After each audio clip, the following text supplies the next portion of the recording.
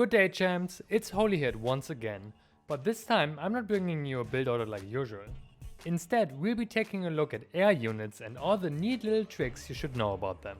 You want to get more mileage out of your oracles? Wondering how pro players snipe carriers with corruptors like it's nothing? Or maybe you just simply want to know how to drop units out of a moving medevac? We've got you covered.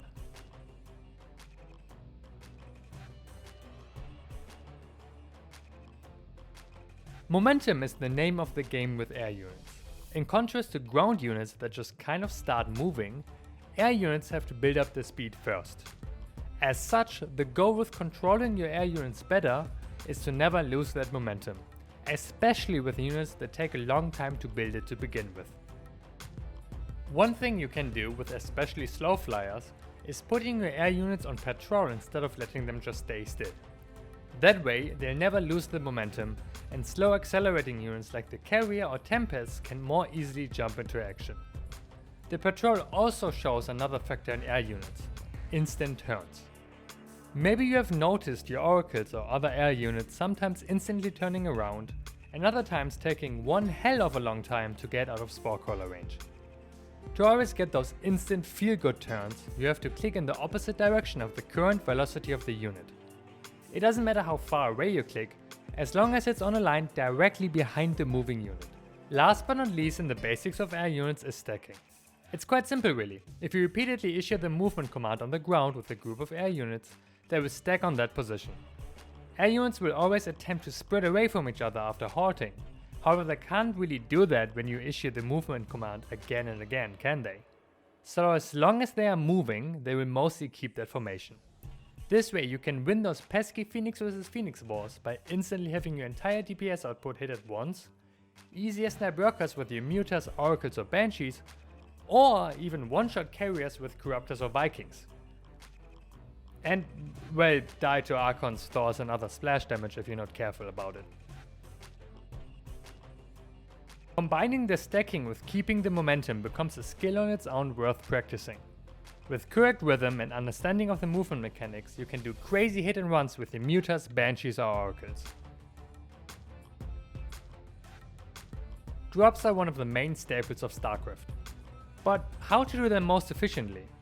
Of course, dropping and picking up can be done through the hotkey down in the command card, but that is hardly the best way. Picking up units can either be done by right-clicking a unit you want to pick up with the dropship, or by right-clicking the dropship with the unit.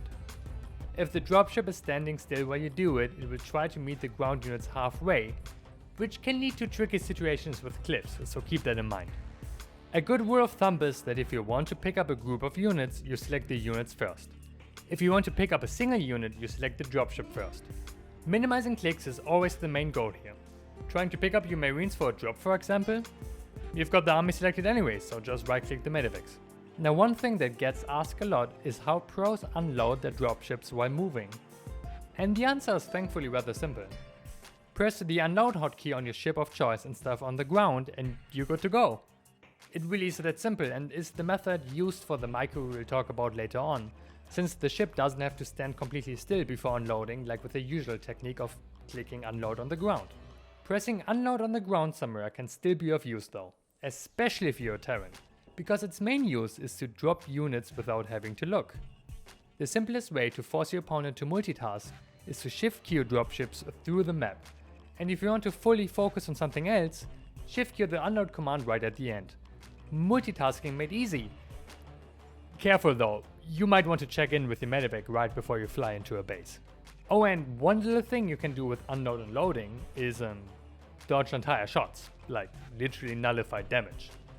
If your opponent is shooting at you with any kind of projectile, something like Stalker shots or Viking shots, loading the unit shot at before the projectile hits the target negates the damage completely.